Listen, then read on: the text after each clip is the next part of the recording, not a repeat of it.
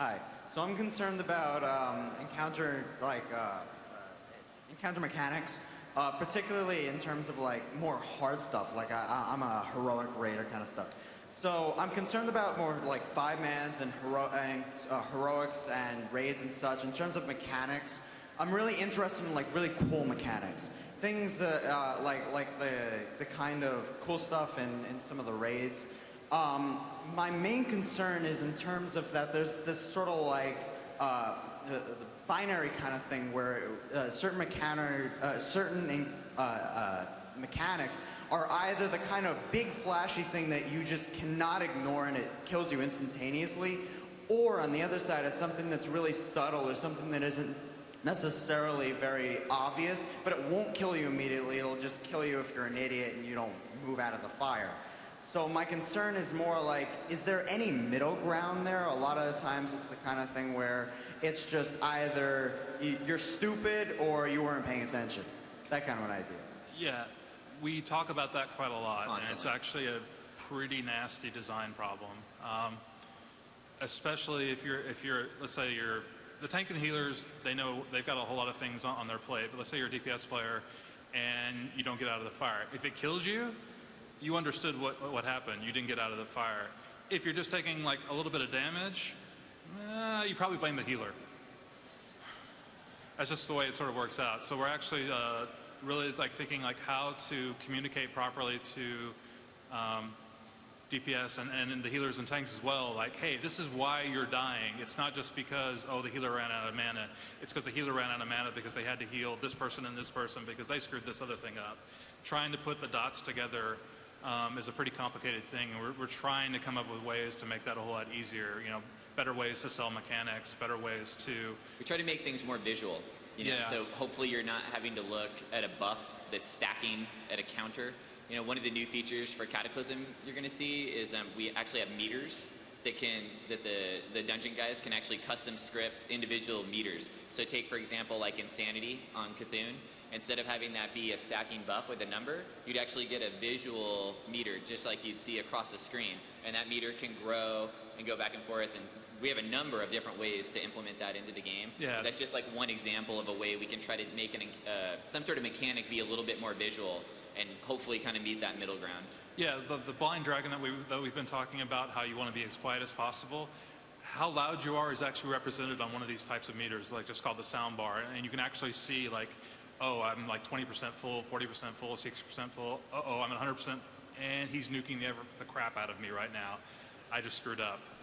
We want to keep making more detailed and cool encounters, right? But you kind of hit a wall at a certain point that it gets so complicated that you have to explain it for 15 minutes before you can get into it.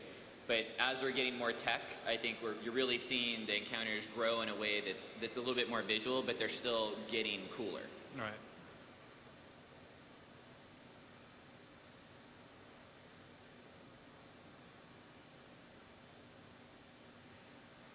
How you guys doing? Basically, my question is, this expansion, you guys have done legendaries the way I prefer it. The entire guild pretty much works together to get it crafted. You have multiple weeks, months to actually get it made. Now, that also has a problem of players leaving the guild with the legendary. Is there any plan to possibly make these legendary weapons guild-bound? It's a good question. That's not something we're currently looking into. We have put in guild achievements that the whole guild will get as a whole when you get a legendary. But we currently don't have any plans to take a legendary and make it so that anyone in the guild would be able to use it. It's an idea that came up actually early on in the guild system, is that instead of having a legendary be bound to the single person, it would be bound to the guild. A number of issues show up there that you don't initially think about, like what if someone has that legendary in their inventory and they leave the guild, what do we do? What if someone has it, how do you find out who in the guild has it? Like then do we have to create a legendary UI for the guild to kind of see who has the legendary right now? And when we kind of dove down into it, our feeling was that it was kind of a little bit more complicated than what it was worth for what you got out of it. That's why we're kind of looking to the guild system to help people feel like they're able to, because what you're kind of getting at there is you want everyone to work together as a group, right, and all reap the benefits of something. And I think that's exactly what you're going to see with the new guild system stuff.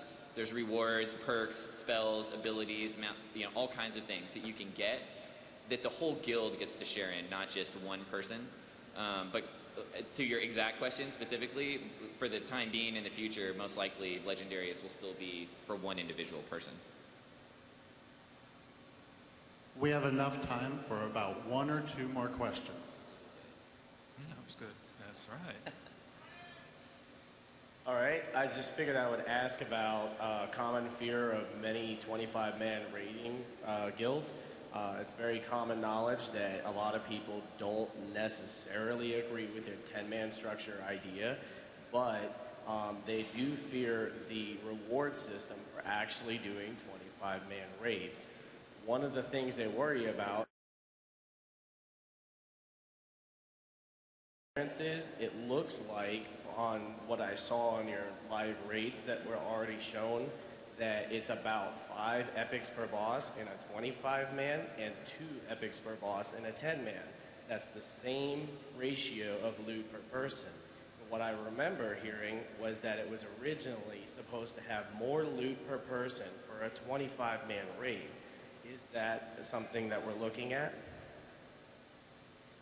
We actually still do award more justice points in a 25-person raid than you get in a 10-person raid.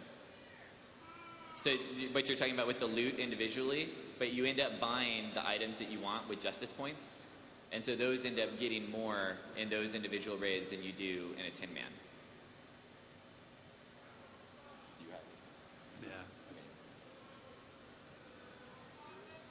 Yeah. Basically, I'm looking for some clarification. Let's say yesterday you started a new instance and you downed 2 bosses.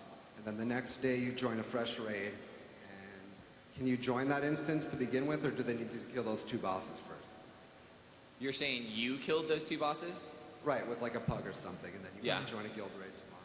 The way it works is you can only ever kill those bosses one time. So if you join another raid, let's say if they've killed those 2 bosses, then you can join them right away. But you wouldn't be able to join a raid if those bosses were up because you've already killed them at that point. Right. Yeah. That's all the time we have today. Please, let's give a round of applause for our panelists. Thanks, everyone.